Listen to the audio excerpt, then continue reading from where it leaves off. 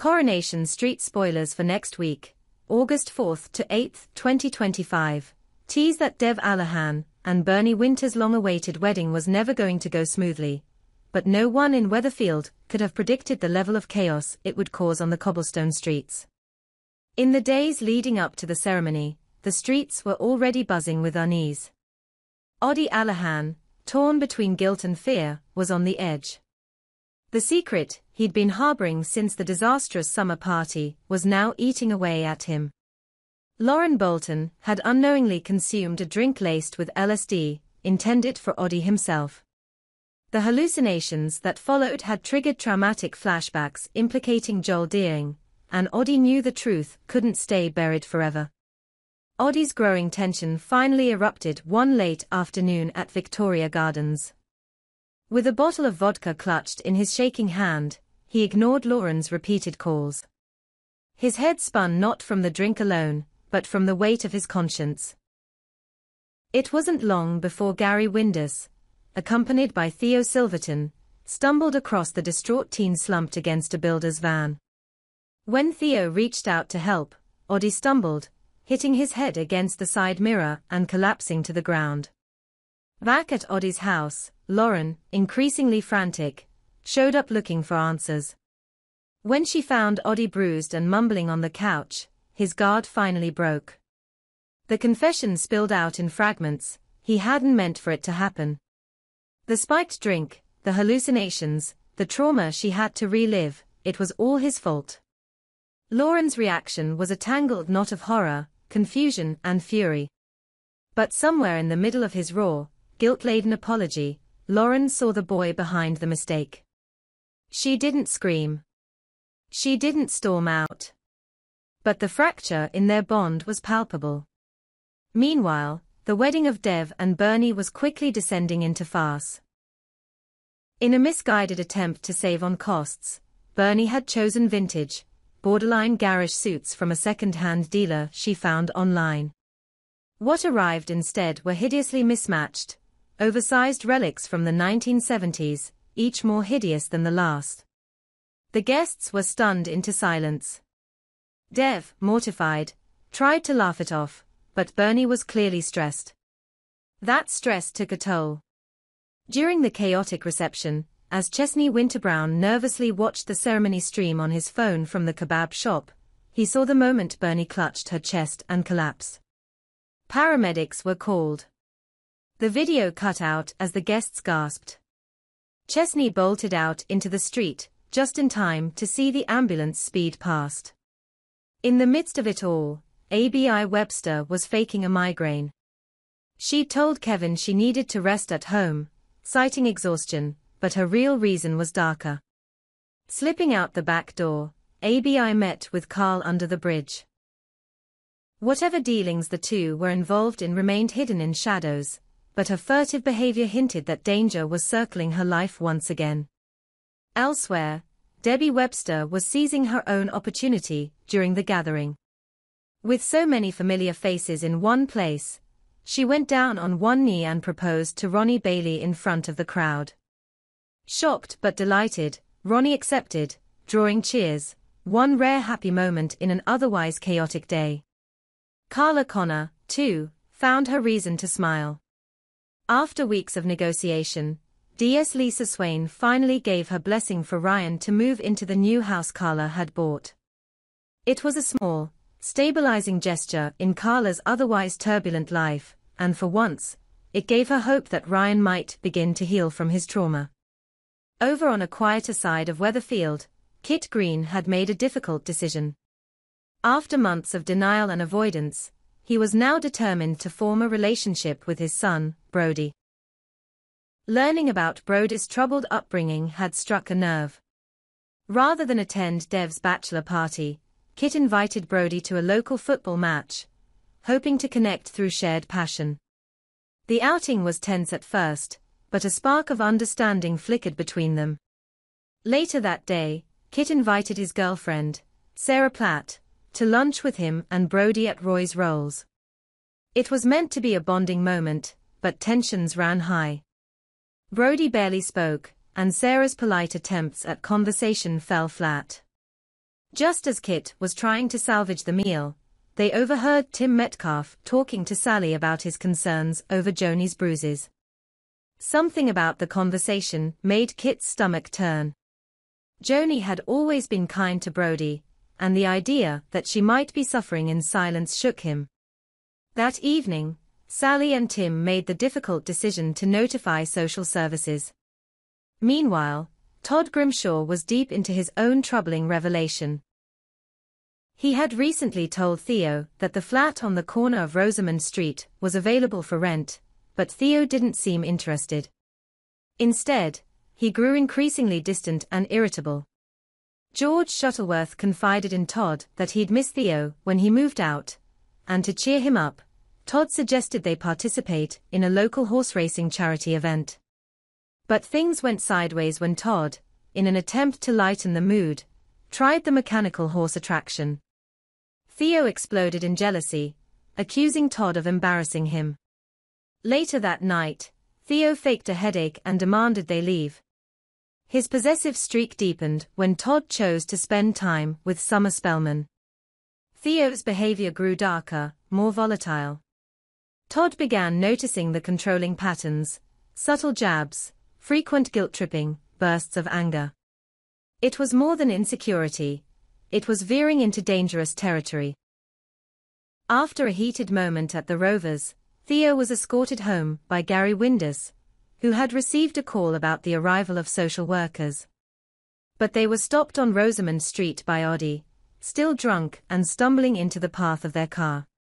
The commotion drew the attention of DS Jess Haywood, who was already on her way to meet Theo. She pulled him aside for questioning regarding an earlier incident at the police station. The details were vague, but her tone was serious. Back at number 11, Billy Mayhew told Todd he had seen Theo in the back of a police car. Social services were now involved, and it was unclear whether Theo's past included violent behavior. Todd's stomach sank. He had been swept up by Theo's charm, but the shadows in his partner's past were starting to surface.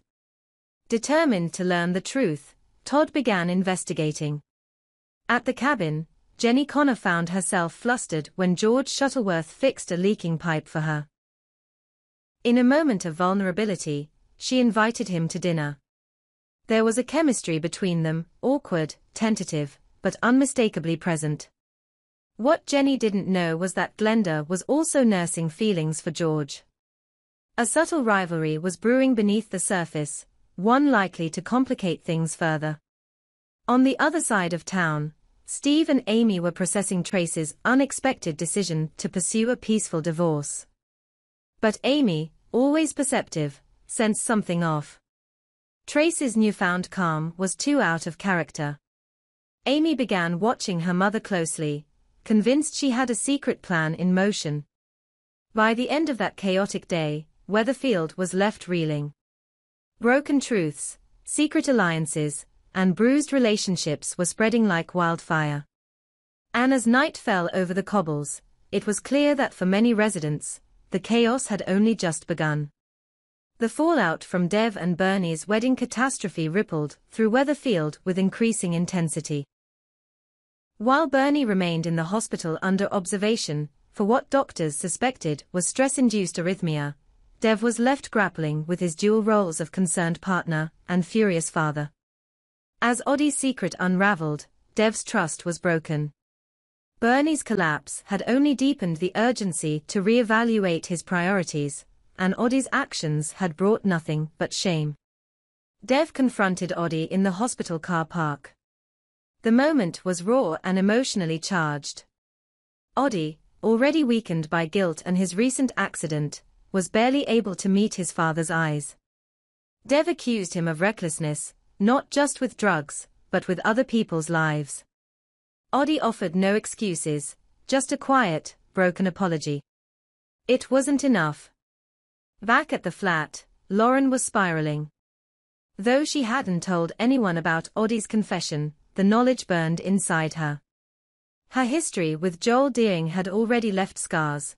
The fact that the hallucination was drug-induced, albeit accidentally, didn't soften the trauma. She spent the evening replaying every moment, wondering how things might have been different. When she finally told Amy Barlow what had happened, Amy urged her to consider reporting the drug incident, not out of vengeance, but to protect herself. Lauren wasn't ready yet. But she was no longer sure she could ever forgive Oddie. Meanwhile, ABI's dealings with Carl took a more sinister turn. Initially a favor, whatever ABI had promised Carl now felt like a noose tightening around her. Carl was demanding more help, more risk, and ultimately, more secrecy. ABI, juggling guilt and maternal instincts, tried to keep Kevin in the dark. But Kevin wasn't blind. He noticed the late-night calls, the restless energy, and her vague explanations. One evening, he followed her and saw her handing over a brown envelope to Carl behind the old garage lot. It wasn't money, it was a folder. Inside were photos. Evidence. Whatever it was, Kevin knew he was staring at the edge of something dark. In contrast to this tension, Debbie and Ronnie's engagement seemed to bring joy, at least on the surface.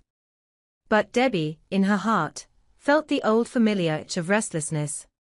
The proposal had been impulsive, and while Ronnie's joy was genuine, Debbie began to question if she was truly ready. Ronnie noticed. Their dynamic subtly shifted, with Ronnie trying too hard to please and Debbie withdrawing more than usual. Over drinks at the bistro, she confided in Carla, who warned her not to make decisions based on spectacle. Debbie promised she'd think things through, though her eyes told a different story. Kit Green was also dealing with emotional instability. His lunch with Brody and Sarah had not gone as planned, and the lingering tension over Joni's bruises began to fester. After speaking with social services, Tim shared a disturbing detail. Joni had retracted her complaint, claiming she had slipped on the stairs. Kit knew better. That wasn't a fall, it was fear-talking. He pushed Brody gently for answers, but the teen shut down. Eventually, Kit decided to act. He confronted Joni's partner outside the Rovers, calmly at first, but when threats were exchanged, Kit snapped. The scuffle was broken up by Gary, but not before Joni's partner warned Kit to back off. Kit refused. Brody was watching from across the street. For the first time, Kit saw something in his son's eyes: respect. Elsewhere, Theo's grip on Todd was tightening. Todd had tried to downplay his concerns about Theo's possessive streak, but the lie was wearing thin. Summer, seeing the red flags, confronted Todd gently. Theo was jealous, unpredictable, and isolating Todd from others. Todd brushed it off, until he found a notebook in Theo's backpack, filled with obsessive scribbles about their relationship. When Theo returned and caught Todd reading it, the mask slipped. He grabbed the notebook and yelled. The fear in his voice wasn't just about privacy, it was about control. That night, Todd couldn't sleep. Billy's words about Theo being in the police car came back to him. When he met with Jess Hayward, she confirmed that Theo was involved in a prior domestic violence case, but that the charges had been dropped due to lack of evidence. Jess couldn't say more. But it was enough for Todd. He told Theo to leave. Theo didn't go quietly. He cried, he begged, he accused Todd of betrayal. When that failed, he threatened. Todd, standing his ground, told him the relationship was over. Theo left, but not before hissing that Todd would regret it. Across the cobbles, Jenny and Glenda were unknowingly dancing into emotional crossfire. Both had warmed to George, though their approaches were polar opposites. Jenny was casual, flirty, suggesting small meetups and laughing at his jokes. Glenda was quieter, but more direct, bringing George homemade pies and complimenting his poetry collection. George, flattered and confused, turned to Eileen for advice. She told him to follow his heart, then quickly regretted it. The pressure came to a head during a pub quiz night hosted at the Rovers. Jenny and Glenda both joined George's team, and the tension was palpable. Glenda challenged Jenny's answers. Jenny mockingly corrected Glenda's grammar. George, stuck in the middle, finally excused himself, and spent the next 2 days dodging both women. Amy, meanwhile, was on a mission. Tracy's serene demeanor didn't match the woman who had blown up marriages and burned bridges. Amy snooped and discovered Tracy had recently contacted a property lawyer and had been seen with an estate agent. She confronted her mother at home. Tracy laughed off the questions, but didn't deny them. She was making arrangements, secret ones. Amy feared that this wasn't about freedom, it was about revenge. In a quiet moment at the hospital, Dev sat beside Bernie, watching her sleep. The woman who had once seemed brash and impulsive now looked fragile.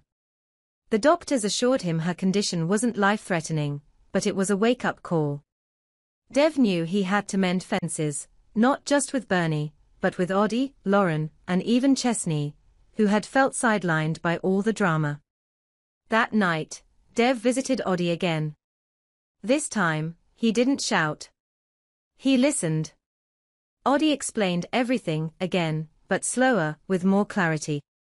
Dev asked questions. They didn't resolve everything, but the anger softened into concern. Father and son sat in silence, letting the pain linger between them, slowly turning into something less jagged. Across town, Lauren met with Amy again. She had decided not to press charges, but she was determined to rebuild her life. She enrolled in an online counseling course, hoping to help others who'd suffered trauma. Amy supported her, offering a job at the charity shop part-time. Back at the garage, Kevin finally confronted ABI. She didn't lie. She told him about Carl, about the evidence, about the envelope. Kevin, devastated, asked if she was in trouble again. ABI nodded. He didn't yell. He simply asked her what she planned to do. ABI didn't have an answer yet, but she promised to come clean soon. At Roy's Rolls, Sarah met Brody again, this time alone. Kit had arranged it to help bridge the gap. The two talked over coffee and found some common ground in their shared disdain for Brussels sprouts. Small, awkward laughs turned into real conversation. Brody admitted he didn't trust easily, but he liked that Sarah didn't pretend to know everything. When Kit returned, he found them chatting like old friends. That evening, George returned to the Rovers. Jenny and Glenda were both there. He took a deep breath and asked to speak with them together. He confessed he had feelings for both, but didn't want to play games. He needed time. Jenny raised an eyebrow. Glenda smiled politely. For once, neither fought. The truce was uneasy, but it held, for now. As night blanketed Weatherfield, each household flickered with its own quiet drama. Some wounds were healing. Others were just being discovered. And in the shadows, secrets still waited to surface. Because in Coronation Street, even after the fireworks of a failed wedding, the real explosions always come later, when no one's watching.